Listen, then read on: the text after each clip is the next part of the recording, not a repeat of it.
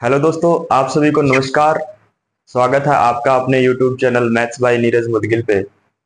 दोस्तों, आज हम जो डिजिटल सम की क्लास 3 करने जा रहे हैं। क्लास 1 और क्लास 2 में हमने क्या देखा? क्लास 1 और क्लास 2 में हमने देखा कि डिजिटल सम क्या है। डिजिटल सम अंकों का योग होता है। दूसरा, यूज ऑफ डिजिटल सम, अंकीय योग के प्रयोग। डिजिटल सम का हम कैसे यूज करते हैं और कहाँ कहाँ यूज होता है? जो लेंथी लेंथी कैलकुलेशंस होती हैं उसमें हम डिजिटल सम का यूज करते हैं। अच्छा, डिजिटल डिजिटल सम में फिर हमने देखा कि एडिशन में, जोड़ में, घटा, गुणनफल, भाग या फिर वर्ग में डिजिटल सम को कैसे यूज करते हैं। ये सब हमने देखा था क्लास 1 और 2 में। क्लास 1 और 2 यदि आपने नहीं देखा है तो मैं उसका लिंक डिस्क्रिप्शन में डाल रहा हूं, तो कृपया करके क्लास 1 एंड 2 को भी देख लें ताकि आपको बेसिक डिजिटल सम का बेसिक पता चल जाए। अब आज हम क्या सीखेंगे क्लास 3 में? हमारा डिजिटल सम का प्रयोग हम स्क्वायर रूट में, वर्गमूल में, क्यूब या घन में, या क्यूब रूट घनमूल में, या फिर डेसिमल, प्रतिशत या इक्वेशन। इक्वेशंस जो अपनी होती हैं LHS, left hand side, right hand side, जैसे कि 523 minus 222 is equal to 123 minus 244। ये left hand side, right hand side की जो इक्वेशंस होती है हमारी, प्लस एक्स कर दो, वेरिएबल डाल दो, या फिर प्लस वाई, इनमें हम यूज कैसे करते हैं डिजिटल सम का, ये सब हम देखेंगे क्लास 3 में। तो आइए कंटिन्यू करते हैं क्लास 3 को। आइए दोस्तों, ये हमारे पास एक क्वेश्चन है। वर्गमूल 4489 का डिजिटल सम के थ्रू हम सॉल्यूशन कैसे करेंगे, इसकी जो वैल्यू है या मान है इसका, वो कैसे पता लगाएंगे। तो ये पता लगाने के लिए हम क्या करते हैं, जब भी कोई स्क्वायर रूट दिया गया हो, जब भी कोई वर्गमूल में कोई संख्या दी गई हो, तो उसका हम सबसे पहले स्क्वायर कर देंगे।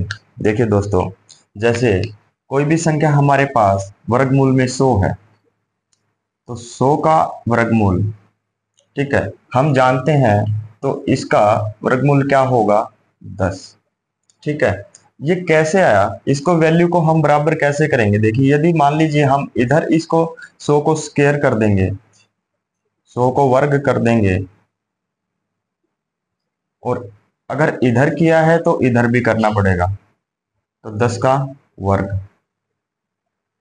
ठीक है, 10 का वर्ग करने पर हमें क्या हुआ? स्क्वायर रूट से स्क्वायर रूट गया, और 10 का वर्ग इज इक्वल टू 100। देखिए, जब वर्गमूल था तो हमने, जब वर्ग के अंदर वर्गमूल होगा और 10 इसका जो सॉल्यूशन आया, तो दोनों साइड हम क्या करते हैं? वर्ग करते हैं, ताकि वर्गमूल से वर्गमूल डिलीट हो जाए, कट जाए। तो इसलिए हम स्क्वायर रूट या वर्गमूल वाले क्वेश्चन में क्या करते हैं? वर्गमूल वाले क्वेश्चन में जो वर्गमूल में जो संख्या दी गई है, वर्गमूल में जो संख्या दी गई है उसका स्क्वायर करेंगे, इसका वर्ग करेंगे। अगर हमने वर्गमूल में वर्ग किया है तो हम ऑप्शंस में भी वर्ग करेंगे ना, जैसे हमने अभी 10 के उसमें बताया था। तो अभी इस संख्याओं का भी वर्ग करेंगे, ऑप्शंस का भी हम वर्ग करेंगे। अभी देखिए, ये इधर वर्गमूल से वर्गमूल कैंसिल हो गया। ठीक है, हमारे पास सिर्फ संख्या बच गई 4489। अब हम इसका डिजिटल सम कैसे निकालेंगे?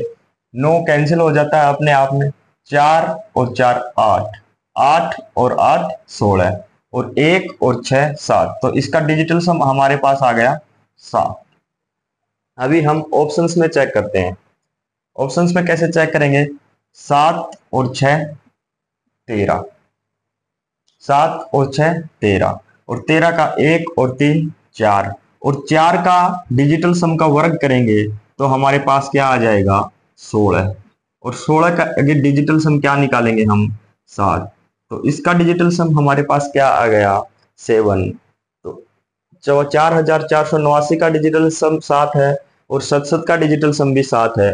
ये हमारा ऑप्शन सही है। आगे वाले ऑप्शंस को चेक करते हैं।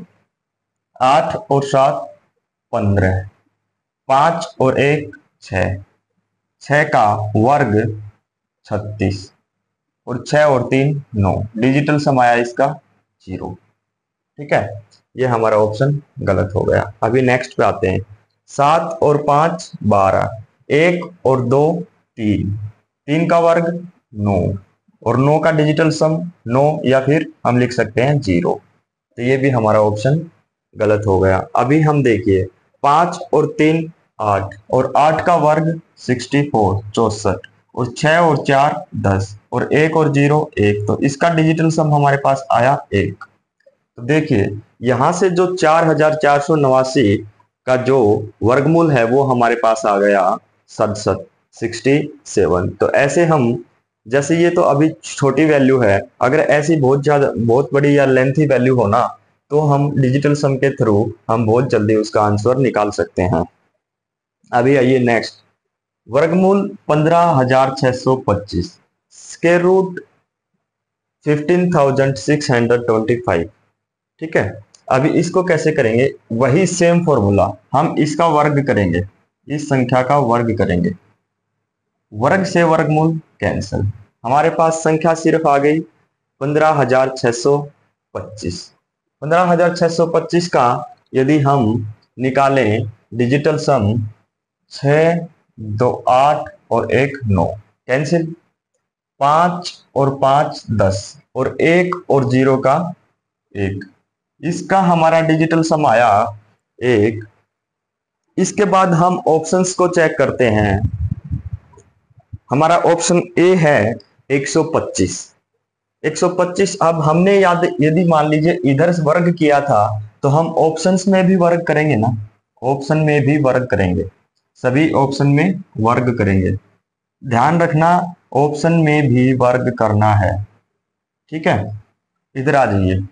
5 2 7 और 1 8, डिजिटल सम आया 8। 8 का वर्ग 64, 6 और 4 10, डिजिटल सम आया इसका 1। इसका मतलब ये हमारा ऑप्शन सही है। अब हम ऑप्शन बी पे चलते हैं। 5 3 8 और 1 9, ये अपने आप में कैंसिल हो गया। इसका डिजिटल सम 0 0 का कुछ भी करें 0 ही आएगा, तो इसका डिजिटल सम हो गया 0। ये हमारा ऑप्शन गलत। अभी 115, 115 का 5 2 7 और 7 का वर्ग 49, 49 का डिजिटल सम 9 और 4 13, या फिर 9 अपने आप में गया तो सिर्फ बच गया 4। तो ये भी हमारा ऑप्शन गलत हो गया। अभी हम आएंगे 145 पे। 5 और 4 9, हमारे पास 1 है, 1 का वर्ग करेंगे तो हमारे पास 1 आएगा। ठीक है, 5 और 4 9, 1 का वर्ग करने पर हमारे पास आया 1। आइए दोस्तों देखिए, अब हमारे पास ये दोनों जगह पे 1 आ गया। 125 का डिजिटल सम भी 1 आ गया, और 145 का डिजिटल सम भी 1 आ गया। तो हम चेक करेंगे अब हमारा करेक्ट आंसर कौन सा है। तो देखिए डिजिटल सम क्या बोलता है, डिजिटल सम जो हमारी गलत वैल्यूज होती हैं उनको साइड बाय साइड कर देता है, या फिर उनको निकाल देता है। देखिए जैसे ये हमारी गलत वैल्यू थी, डिजिटल सम 0 आया, ये ऑप्शन हमारा कैंसिल हो गया। ये हमारा इसका डिजिटल सम 4 था, ये हमारा ऑप्शन कैंसिल हो गया। अभी हमारे पास दो चीजें हैं, ए ऑप्शंस में और डी ऑप्शंस में। ये हमारे पास दोनों क्या है, डिजिटल सम 1 है। तो इसको हम कैसे करेंगे, ये देखिए, जब भी देखिए ये लास्ट में कितने हैं, 625 है। ठीक है, और जब भी 3 अंकों की कोई संख्या हो, जब भी 3 अंकों की कोई संख्या हो, जैसे, और उसके इकाई व दहाई का अंक 25 हो, 3 अंकों की संख्या इकाई व दहाई का अंक 25, जैसे 125 525 325 425, मतलब 3 अंकों की संख्या और उनके इकाई व दहाई का अंक यदि 25 है और उसका वर्ग करेंगे, तो हमारे पास उनका वर्ग करने पर इकाई दहाई व सैकड़े का जो अंक होगा वो 625 होगा। ठीक है, तो अभी देखिए 125 और 145 में इकाई व दहाई का अंक 25 किसका है, 25 इसका है। तो हमारा ऑप्शन डी गलत हो जाएगा और ऑप्शन ए हमारा सही हो जाएगा। एक बार फिर से बता दूं मैं आपको, देखिए, जब कोई भी 3 अंकों की संख्या हो, 1 2 3, और उसके इकाई व दहाई के अंक मिलकर 25 बनते हो, 25 संख्या, इकाई का अंक 5, दहाई का अंक 2, यहाँ पे कोई भी x लगा लीजिए जीरो को छोड़ के, क्योंकि जीरो अगर यहाँ पर लगाएंगे तो हमारी वो 3 अंकों की नहीं, सिर्फ 2 अंकों की संख्या बन जाएगी। और अगर इसका वर्ग करेंगे, इसका वर्ग करने पर इसका वर्ग करने पर हमारे पास इकाई, दहाई व सैकड़े का जो अंक होगा वो 625 आएगा। ये मेरा कहने का मतलब था। तो इसमें देखिए 125 ही ऐसी संख्या है जिसको अगर वर्ग करेंगे तो उसका इकाई, दहाई व सैकड़े का अंक 625 आएगा, क्योंकि 45 का वर्ग करने पर वो हमारा ये फार्मूला जो है वो काम नहीं करता, इसलिए हमारा ऑप्शन ए करेक्ट है। अभी देखिए मैं आपको बताता हूं, जब इकाई, दहाई व सैकड़े का अंक, जब इकाई, दहाई व सैकड़े की अंक की संख्या मतलब 3 अंकों की संख्या, 1 2 3 अंकों की संख्या हो और उसके अंत में 25 हो, तो उसका वर्ग कैसे करेंगे, उसका वर्ग कैसे करेंगे मैं दोस्तों, जब भी कोई 3 अंकों की संख्या हो और उसका वर्ग करना हो और उसके इकाई व दहाई का अंक 25 हो, तो क्या करेंगे। देखिए सबसे पहले तो जब भी 3 अंकों की संख्या हो और उसके इकाई व दहाई का अंक या उसके आखिर में 25 हो, तो सबसे पहले तो लास्ट में हम लिख देंगे 625। ठीक है, जब भी 25 आए, 3 अंकों की संख्या में जब भी 25 आए लास्ट में और उसका वर्ग करना हो, तो सबसे पहले हम लिख देंगे 625। अभी देखिए, अभी क्या करेंगे, 2 को डिलीट कर देंगे, बीच वाले को हम डिलीट कर देंगे। अभी हमारे पास क्या बच गया, 15। ठीक है, और 15 को हम किससे मल्टीप्लाई करेंगे, ये जो हमारा सैकड़े का अंक है ना, जो लास्ट अंक है, इसको हम 15 से मल्टीप्लाई करेंगे, तो ये हमारा क्या हो जाएगा, 15 एकम 15, 15 625। देखिए अभी इधर आ जाइए, 225 का वर्ग है, सबसे पहले हम 25 के लिए क्या लिखेंगे, 625। ठीक है, इसके बाद हम बीच वाले को डिलीट कर देंगे। ठीक है, हमारा क्या बच गया, 25, और 25 की मल्टीप्लाई हमने किससे करनी है, जो स्टार्टिंग वाला जो अंक है, जो स्टार्ट वाला जो अंक है, 25 दूनी 50, 50 625। ठीक है, अभी आ जाइए 625। देखिए लास्ट में 25 है, 3 अंकों की संख्या है, हम क्या लिखेंगे, 625 हमारा डायरेक्ट लिख देंगे हम, क्योंकि 25 के लिए 25 का वर्ग 625 आता है, इसलिए हम 625 लिख दिया। अभी देखिए बीच वाले को हम कर देंगे डिलीट।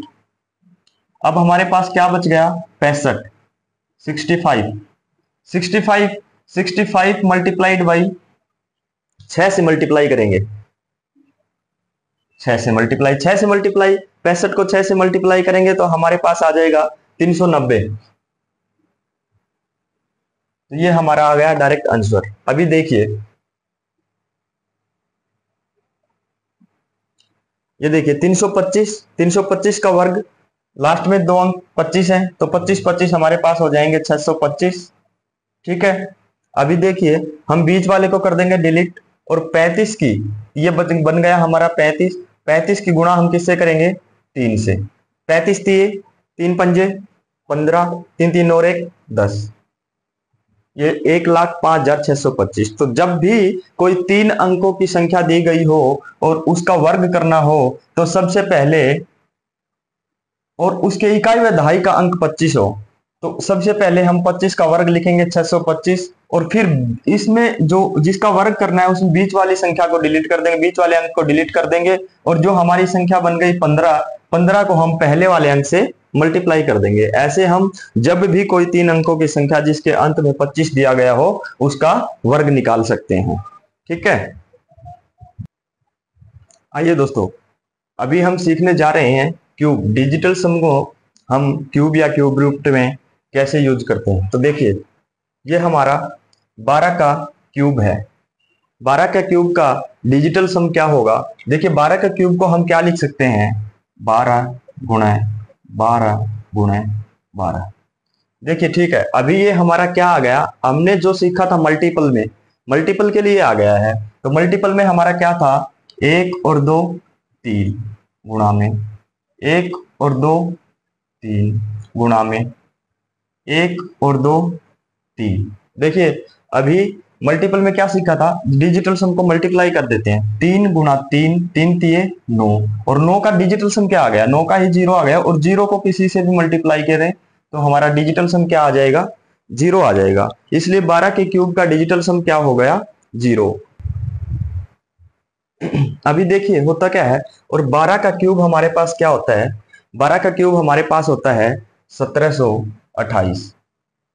1728। अब हम डिजिटल सम चेक करेंगे 1728 का, 7 और 2 9, 8 और 1 9, तो हमारे पास डिजिटल सम क्या आ गया 12 के क्यूब का 0। तो देखिए जो हम क्यूब निकालेंगे उसके आंसर का डिजिटल सम भी 0 आ गया, और हमने जो किया था मल्टीपल में या क्यूब का जो डिजिटल सम हमने निकाला था 0, तो दोनों मिल रहे हैं, तो इसलिए हम डिजिटल सम को यूज करते हैं। आपको क्वेश्चन में क्या करेंगे, आपको लिखेंगे कि फाइंड द वैल्यू ऑफ 12 की क्यूब, ठीक है,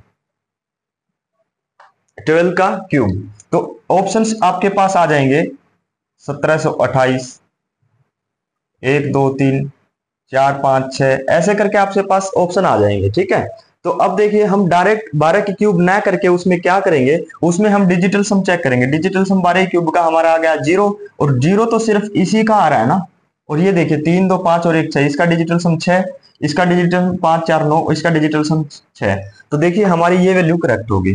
डिजिटल सम हमने दोनों तरफ मिलान करने हैं, और डिजिटल सम का जब दोनों तरफ मिलान करेंगे तो हम डायरेक्ट इस वैल्यूज को 12 गुणा 12 गुणा 12 करके 1728 न निकाल के हम डायरेक्ट ऐसे ही वैल्यू को चेक कर लेंगे, और हम ऑप्शंस के उस क्वेश्चंस को कर सकते हैं। अभी आइए 13 का स्क्वायर, स्क्वायर है ना, 13 की क्यूब करते हैं, स्क्वायर का तो आ ही गया, 13 की क्यूब करते हैं। 13 की क्यूब का क्या होगा, देखिए डिजिटल सम 3 और 1 4, 1 जमा 3 4 आ गया हमारे पास, और 4 की क्यूब करेंगे, ठीक है, 4 की हम करेंगे क्यूब, या फिर डायरेक्ट ऐसे 13 को ऐसे कर सकते हैं, 13 गुणा 13 गुणा 13, ठीक है, या फिर हम यहीं पे इसको कर लेंगे क्यूब। 3 और 1 डिजिटल सम क्या आ गया हमारे पास, 4, और 4 का वर्ग कर देंगे, ठीक है, सॉरी क्यूब कर देंगे, क्यूब है तो क्यूब भी करेंगे, अगर वर्ग है तो वर्ग करेंगे, क्यूब है तो क्यूब करेंगे, ठीक है। अभी देखिए 4 का वर्ग करने पर हमारे पास क्या आ गया, 4 चौक 16 चौके 64, ठीक है, और डिजिटल सम इसका क्या आ गया, 6 और 4 10, तो डिजिटल सम हमारे पास आ गया 1। ऐसे ही 12 का हम यहाँ पे कर सकते हैं, 1 और 2 3 का क्यूब, 3 की क्यूब, डिजिटल सम निकालेंगे इसका, फिर इसकी क्यूब निकाल देंगे, 3 3 होती है 27, और 7 और 2 9, इसका डिजिटल सम 0, और 13 का डिजिटल सम आएगा हमारे पास 1, ठीक है। अभी हम क्या करते हैं, एक्चुअल में जो पोजीशन होती है 13 की क्या होती है, 13 का क्यूब एक्चुअल में होता क्या है, 13 का क्यूब एक्चुअल में होता है 2197, और हमारे पास डिजिटल सम 13 के क्यूब का क्या है 1, तो इसका डिजिटल सम निकालेंगे हम। देखिए 7 और 2 9, 9 अपने आप में गया, और इसका डिजिटल सम क्या बच गया 1। तो ये हम क्यूब में ऐसे ही हम निकाल सकते हैं इसका डिजिटल सम। हेलो दोस्तों, माफी चाहता हूँ, थोड़ा माइक की बैटरी डेड हो गई थी, अभी मैंने माइक चेंज किया है दूसरा, तो अभी आई थिंक मेरी आवाज प्रॉपर आ रही है आप लोगों को। अभी देखिए क्या होता है, अभी हम सीखेंगे क्यूब रूट का डिजिटल सम कैसे निकालते हैं, ठीक है। अभी देखिए जैसे वर्ग में हमने क्या किया था, वर्ग में क्या किया था, जो हमारे पास ऑप्शंस थे, वर्ग में हमने किया था, जो हमारे पास ऑप्शंस थे ए बी सी डी, उनका क्या किया था, वर्ग किया था ना। तो ऐसे ही हमारे पास जो ऑप्शन आएंगे, जैसे क्यूब रूट में हम क्या करेंगे, क्यूब रूट में हम ऑप्शंस का क्यूब कर देंगे, ठीक है। घनमूल में हम क्या करेंगे, ऑप्शंस जो हमारे पास दिए गए हैं उनका घन कर देंगे डायरेक्ट, और इधर इधर भी घन कर देंगे, तो घन से घन कैंसिल हो जाएगा, ये वैल्यू हमारी डायरेक्ट आ जाएगी ए, और ए का डिजिटल सम हम निकाल लेंगे, और फिर नीचे जो ऑप्शंस दिए गए हैं उसका घन करके या क्यूब करके उनका डिजिटल सम चेक कर लेंगे। आइए दोस्तों अब करते हैं हम जो क्यूब रूट का हमारा ये क्वेश्चन है इसको करते हैं। देखिए हमने क्या बताया था, जब भी कोई क्यूब रूट दिया गया हो और नीचे ऑप्शंस हो उस क्वेश्चन में हम क्या करते हैं, क्यूब रूट का इसको क्यूब बना देते हैं, इसको क्यूब बना देंगे, ये हमारा क्यूब से क्यूब कैंसिल, ये डायरेक्ट आ जाएगा हमारा 17, 56, 16। ठीक है, अभी हम इसका क्या करेंगे, हम इसका डिजिटल सम निकालेंगे। डिजिटल सम निकालते ही हमारे पास ऑप्शन चेक कर लेंगे। देखिए डिजिटल सम कैसे निकालेंगे, 7 और 1 8, 8 और 5 13, 13 और 6 19, 19 और 1 20, 20 और 6 26। तो 26 का डिजिटल सम हमारे पास क्या आ गया, 8। 6 और 2 8। डिजिटल सम हमारे पास ऊपर आ गया, एग्जैक्ट वैल्यू 8 आ गई डिजिटल सम की। तो अभी हम ऑप्शन चेक करेंगे। ऑप्शन में सबसे पहले हम क्या करेंगे, देखिए यहां से हमने इस क्यूब रूट को क्यूब बनाया, ठीक है, तो यहां पे भी इसको क्यूब बनाएंगे। सभी ऑप्शंस को क्या बनाएंगे, घन। सभी ऑप्शन को घन बनाएंगे, सभी ऑप्शन को घन बनाएंगे। अभी ये देखिए क्यूब में हमने क्या सीखा था, 6 और 4 10, 10 और 1 इसका डिजिटल सम आ गया, और 1 की क्यूब क्या हो जाएगी हमारे पास, 1। तो इसका डिजिटल सम हमारे पास क्या आ गया, 1। ठीक है, तो हमारा एक्चुअल में हमारा डिजिटल सम क्या है, 8। तो ये हमारा हो गया गलत ऑप्शन। फिर नेक्स्ट पे चलते हैं। 7 और 6 13, 1 और 3 4, 4 की हम करेंगे क्यूब या घन। 4 चौक 16 चौके 64, 64, 6 और 4, 4 चौक 16 चौके 64, और 6 और 4 10, 10 और 1 और 0 1। इसका डिजिटल सम आ गया हमारे पास 1।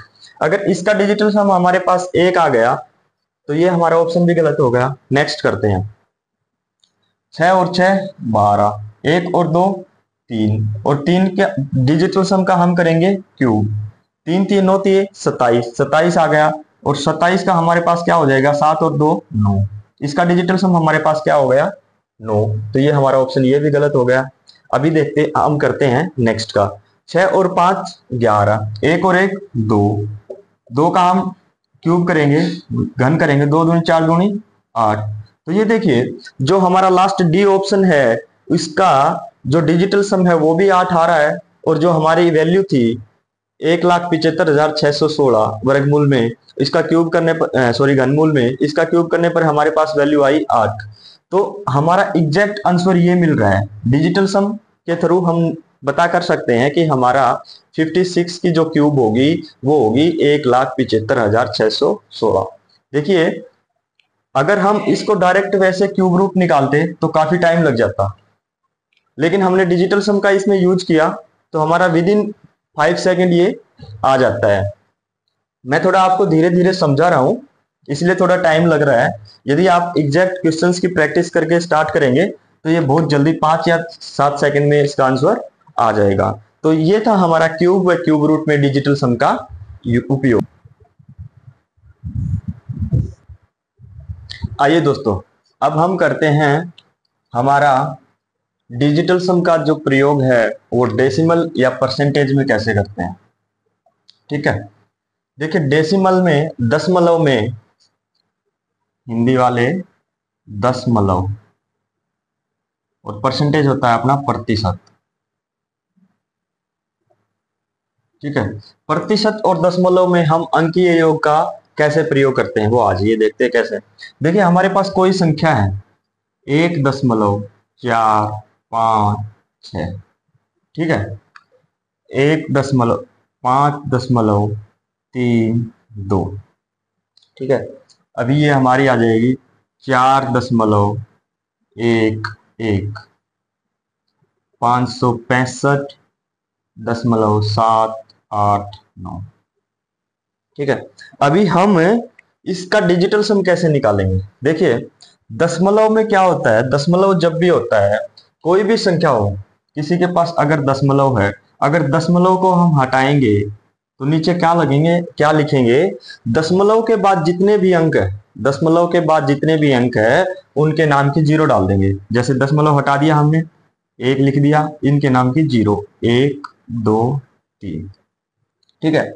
अभी हमने देखिए हम डिवीजन मेथड में हमने क्या सीखा था, विभाजन विधि में हमने क्या सीखा था, जब भी नीचे 1 हो, जब भी नीचे डिजिटल सम 1 आ जाए तो हम उसको छोड़ देते हैं और ऊपर वाले को डायरेक्ट डिजिटल सम जो निकालते हैं वही हमारा डिजिटल सम होगा। देखिए अभी नीचे वाले का डिजिटल सम क्या हो गया, एक हो गया, एक हमने लिखने की जरूरत नहीं है, ठीक है।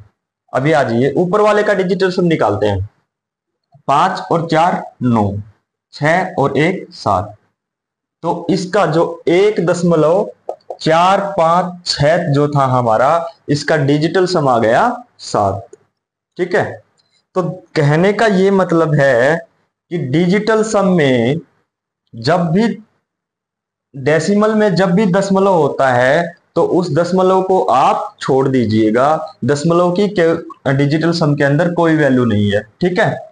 इसको जैसे इसको अगर नीचे लेके आएंगे, दशमलव हटाएंगे तो ये आ जाएगा हमारा 100, और 100 में क्या होगा हमारा डिजिटल सम 1, और 1 हमें नीचे लिखने की जरूरत नहीं है, तो हम डायरेक्ट ऊपर वाले का डिजिटल सम निकाल देंगे। 5 और 3 8 और 2 10, और 10 का डिजिटल सम 1, ठीक है। अब हमने क्या करना है, अब हमने ऐसे नीचे ये दशमलव हटा के ये जीरो लिखने की जरूरत नहीं है। अब हम डायरेक्ट दशमलव को तो हमने चेक ही नहीं करना, हमने ये मानना है कि ये दशमलव है ही नहीं, तो हम डायरेक्ट इसको लेके चलेंगे। तो इसका डिजिटल सम क्या हो जाएगा, 4 और 1 5 और 1 6।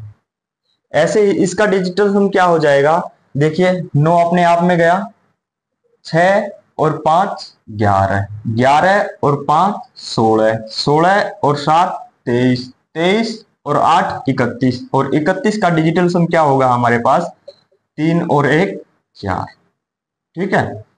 तो जब भी डेसिमल में कोई संख्या दी गई हो, देखिए जब भी डेसिमल में कोई संख्या दी गई हो, उस संख्या को जो हम एग्जैक्ट वैल्यू जो लेके चलते हैं, डेसिमल को आप भूल जाइए कि डेसिमल हमने यूज ही नहीं करना डिजिटल सम में, ठीक है। हम डायरेक्ट उसका डिजिटल सम निकाल देंगे, तो वो हमारे पास वैल्यू आ जाएगी जो डिजिटल सम उस संख्या का है। जैसे ये 4.11 है तो इसका डिजिटल सम 6 है, तो इस दशमलव को आप भूल जाइएगा, सीधा इसका डिजिटल सम निकाल दीजिए, वही आपका डिजिटल सम होगा।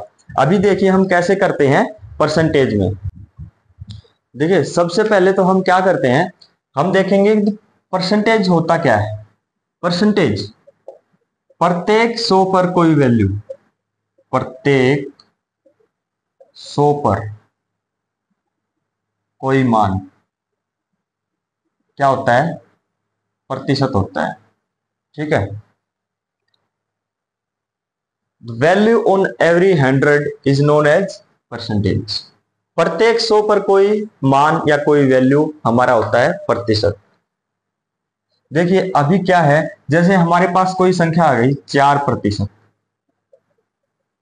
इसको सिंपल अगर भिन्न में लिखेंगे, हम फ्रैक्शन में लिखेंगे, तो परसेंटेज जिस भी संख्या के साथ लगता है और तब हम भिन्न बनाएंगे, तो उस भिन्न को कैसे लिखेंगे, ये वैल्यू लिख देंगे 4, और परसेंटेज को हटा के नीचे क्या लिख देते हैं 100, ये इसकी वैल्यू है, ठीक है। और 4/100 आ गया हमारा। अभी 4/100 आ गया तो वही जो हमने सीखा था कि जब भी हर में नीचे डिजिटल सम 1 बनता हो तो उसको लिखने की जरूरत नहीं है। तो हम क्या करेंगे, एक डिजिटल सम है, इसको लिखने की जरूरत नहीं है, तो हम क्या करेंगे, डायरेक्ट जो हमारा ऊपर वाला है उसका डिजिटल सम चेक कर लेंगे। इसका डिजिटल सम 4 का डिजिटल सम क्या होगा, 4 का डिजिटल सम होगा 4, ठीक है। ऐसे ही जैसे हमने देखा था डेसिमल में, दशमलव में डिजिटल सम में कोई वैल्यू नहीं होती दशमलव की, वैसे ही परसेंटेज में भी, परसेंटेज की या प्रतिशत की डिजिटल सम के अंदर कोई वैल्यू नहीं होती। जैसे एक फिर आइए 155%, इसका डिजिटल सम कैसे निकालेंगे, 155% का डिजिटल सम कैसे निकालेंगे। देखिए आप 155% को हम क्या लिख सकते हैं, 155/100, ठीक है। और 100 का हमारा डिजिटल सम आ गया 1, तो ये हमने लिखने की जरूरत नहीं है, ठीक है। तो डायरेक्ट हम 155 का डिजिटल सम क्या निकाल देंगे, 5 और 5 10 और 1 11, और 11 का क्या होगा डिजिटल सम, 1 और 1 2। देखिए इसलिए परसेंटेज, डेसिमल और परसेंटेज में जब भी हम डिजिटल सम निकालते हैं तो डेसिमल दशमलव या परसेंटेज प्रतिशत को हम निग्लेक्ट कर देते हैं, उसको हमने चेक करने की जरूरत नहीं है। जो वैल्यू, जो उस वैल्यू का जो डिजिटल सम होगा वही उस वैल्यू में दशमलव में हो या फिर वो वैल्यू परसेंटेज में हो, डिजिटल सम उस वैल्यू का सेम रहेगा। जैसे देखिए 4.5 का डिजिटल सम क्या होगा, दशमलव को हमने चेक नहीं करना, डायरेक्ट हम वैल्यू डाल देंगे 9 और 9 का डिजिटल सम क्या होगा 0।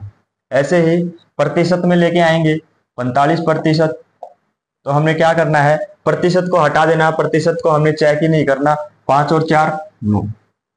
ठीक है, अभी देखिए थोड़े क्वेश्चंस कर लेते हैं इस पे, अभी एक्सरसाइज कर लेते हैं एक।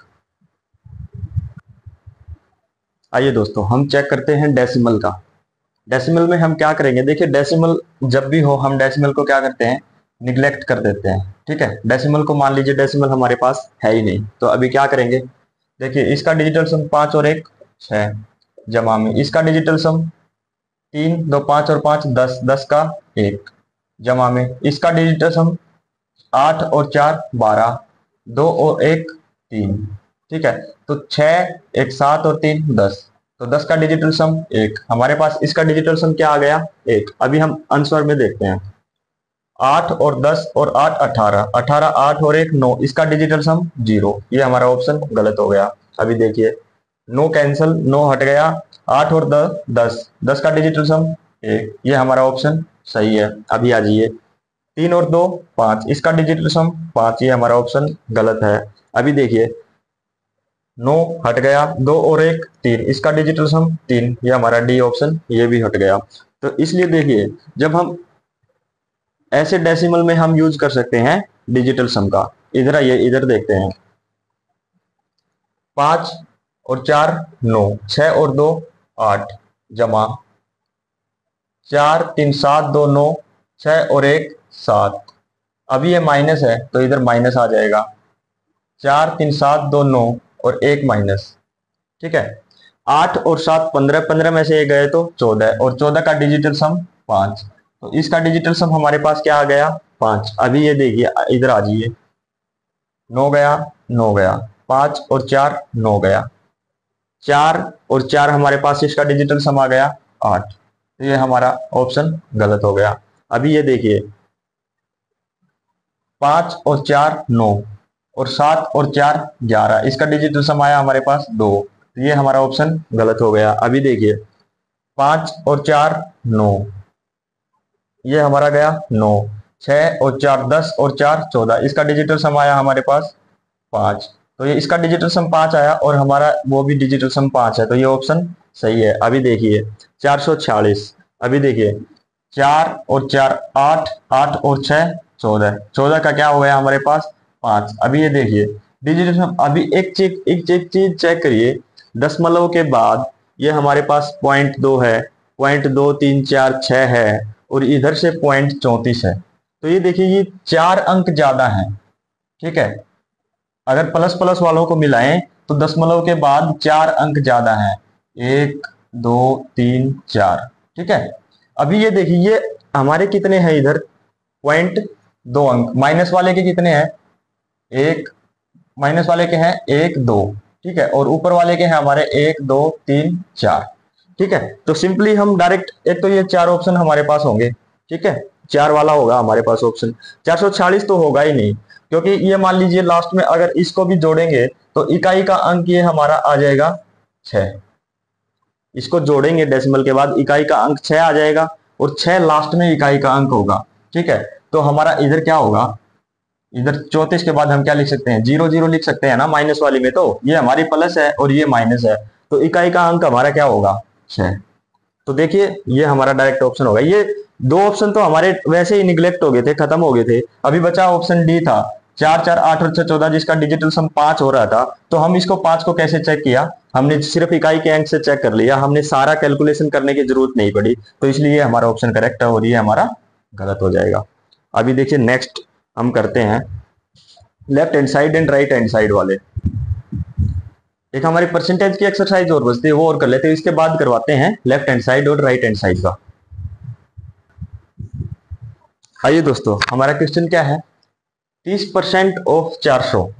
ठीक है, 30% ऑफ। ऑफ का मतलब होता है का, और का मतलब क्या होता है?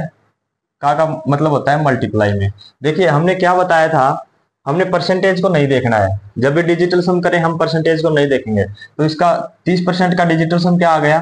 3 गुणा में इसका क्या आ जाएगा? 400 का 4, 4 तिये 12, और डिजिटल सम हमारे पास क्या आ जाएगा? 3। 30% ऑफ 400 का डिजिटल सम हमारे पास आ जाएगा, डिजिटल सम आ जाएगा हमारे पास 3। ठीक है, अभी ऑप्शन चेक करते हैं। ऑप्शन ये देखिए, 1 और 2 3, इसका डिजिटल सम 3, ये हमारा ऑप्शन सही है। अभी देखिए 3 और 1 4, इसका ये डिजिटल सम 4, ये हमारा गलत। ये देखिए 4 और 1 5, इसका डिजिटल सम गलत। अब ये देखिए 5 और 1 6, इसका डिजिटल सम 6 है, तुम चेक नहीं हो रहा। तो हमारा ऑप्शन ए ठीक है, 120।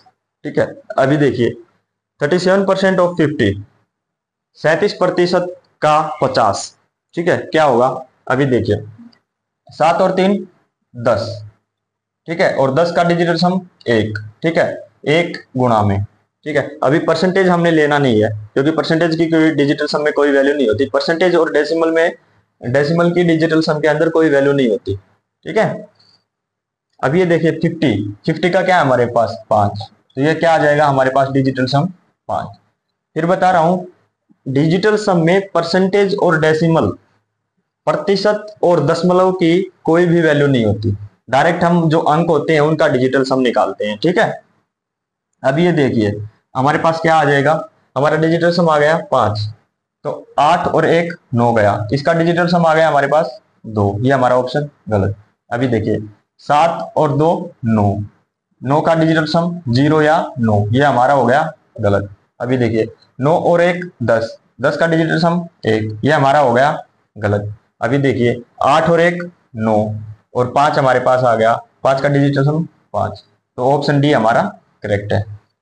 ये देखिए, जब अगर हम 37% और 50 में वैसे निकालेंगे, तो फिर पॉइंट में जैसे 37% को अगर हम निकालेंगे, 37/100 गुणा में 50, 50 से 2 से भाग देंगे, और फिर हमारा आ जाएगा 2 एकम 2, 2 अठे 16, 2.5, वही 18.5 आ गया। हम ऐसे अगर निकाल के देखेंगे, और हमारा डिजिटल सम के थ्रू हमारा डायरेक्ट आ गया। तो ये फर्क होता है डिजिटल सम का, यूज कैसे करते हैं डिजिटल सम को। देखिए, अब हम करते हैं left hand side right hand side वाले क्वेश्चन। आइए दोस्तों, left hand side and right hand side. Left hand side जो आपके हाथ के लेफ्ट साइड में है, और राइट हैंड साइड जो आपके हाथ के राइट साइड में है। ठीक है, तो अभी देखिए लेफ्ट हैंड साइड में मान लीजिए आपके पास कोई वैल्यू दे दी 6 गुणा 3। ठीक है, और राइट साइड में आपको वैल्यू दे दी 9 गुणा 3। इसका हम डिजिटल सम के थ्रू हम चेक करेंगे क्या ये वैल्यू ठीक है। देखिए 6 3 18, 18 का डिजिटल सम 8 और 1 9 0। ठीक है, अभी आइए 9 3 27। ठीक है, अभी इसका 27 की वैल्यू आ जाएगी, 9 3 27, 7 और 2 9, और 9 का हमारा आ गया 0। अब देखिए हमें यहां से क्या पता चला, 6 की मल्टीप्लाई यदि हम 3 से करेंगे तो हमारा की वैल्यू क्या वैल्यू आएगी? 18। और 9 की मल्टीप्लाई यदि हम 3 से करेंगे तो हमारी वैल्यू आ जाएगी 27। डिजिटल सम चेक करेंगे, डिजिटल सम हमारा दोनों तरफ ही 0 बच रहा है। डिजिटल सम हमारा दोनों तरफ ही 0 बच रहा है। तो इसमें हम क्या करते हैं, क्या ये एग्जैक्ट वैल्यू, क्या ये दोनों वैल्यू सेम है? नहीं, ये दोनों वैल्यू सेम नहीं है। तो देखिए, अब मैं एक बात बताता हूं आपको कि डिजिटल सम क्या करता है। डिजिटल सम आपको एग्जैक्ट वैल्यू देता है, लेकिन डिजिटल सम आपको एग्जैक्ट वैल्यू देता है, लेकिन इससे ज्यादा वो क्या करता है, जो आपके ऑप्शंस है ना, वो गलत ऑप्शंस को चुनता है। ठीक है, जब आप प्रैक्टिस करेंगे तब ये आपके चीजें समझ में आएगी। ठीक है ना, मैं एक बार फिर से बताऊं मेरी बात को कि डिजिटल सम क्या करता है। डिजिटल सम जो आपके गलत आंसर होते हैं ना, उनको छांट देता है। डिजिटल सम जो आपके ऑप्शंस जो गलत होते हैं ना, उनको छांट देता है और सिर्फ सही ऑप्शन रखता है। ठीक है, जैसे अभी लेफ्ट हैंड साइड में जो हमारी वैल्यू इधर थी 6 × 3 18, और इधर आ गई 9 × 2 18। ठीक है, तो डिजिटल सम ने क्या किया, आपकी सही वैल्यू, इसका डिजिटल सम 0 आया, इसका डिजिटल सम 0 आया।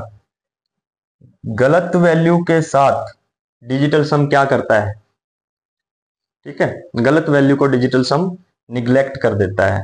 जैसे हम अगर बार बार ये क्वेश्चन प्रैक्टिस करेंगे ना तो हमें समझ में आएगा। जैसे हम एलएचएस और आरएचएस साइड का कोई एक क्वेश्चन लेके देखते हैं, आइए।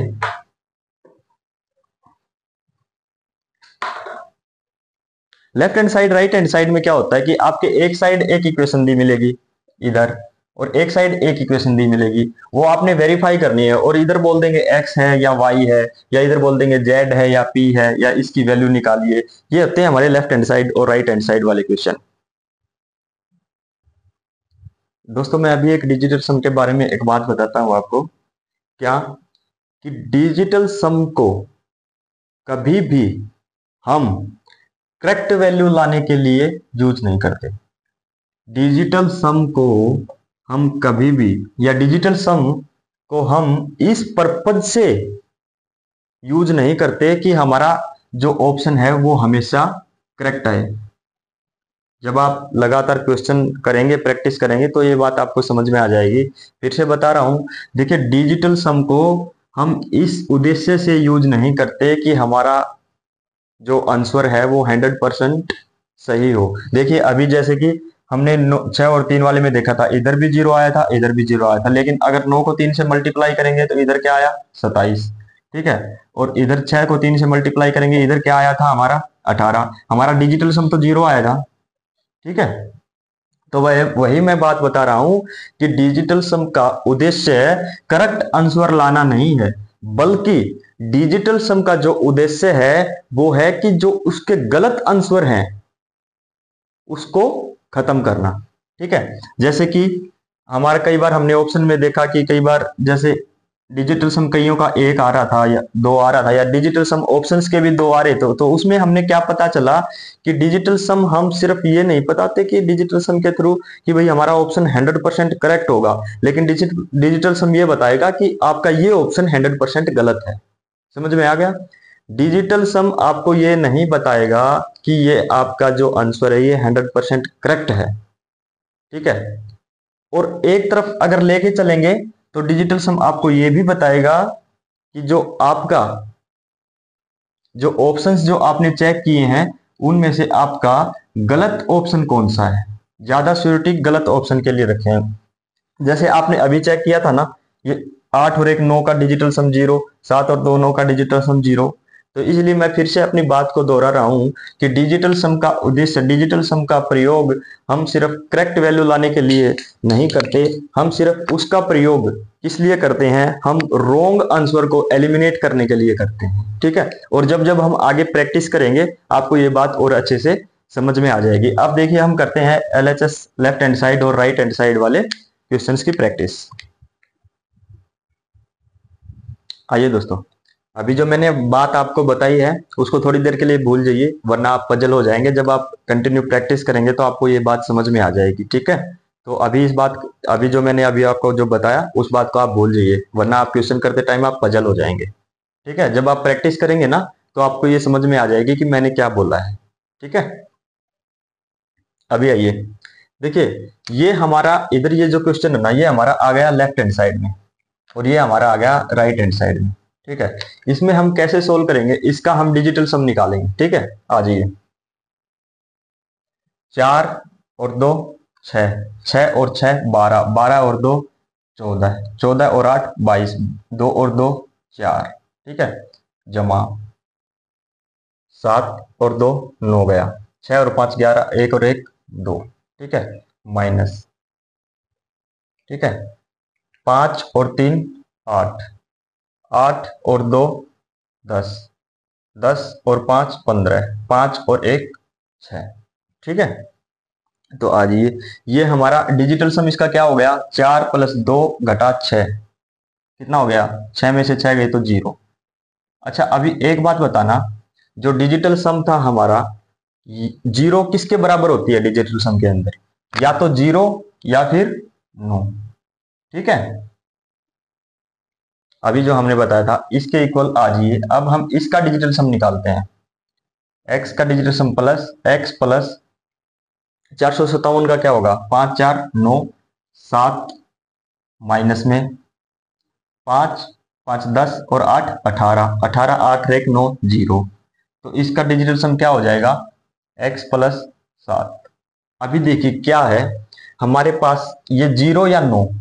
ठीक है, x ये जीरो या नो इसके बराबर है x प्लस 7 के। अगर 7 को इधर लेके आएंगे, ये देखिए zero is equal to x plus 7।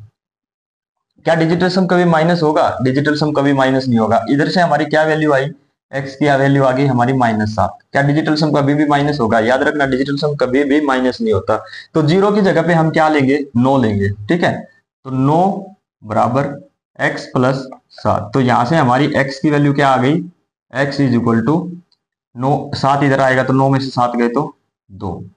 ठीक है, x की वैल्यू आ जाएगी हमारी 2। तो अभी जो x की वैल्यू का मतलब है x का जो डिजिटल सम होगा वो हमारा क्या आएगा 2 आएगा। ठीक है, तो x का डिजिटल सम हमारे पास आ गया 2।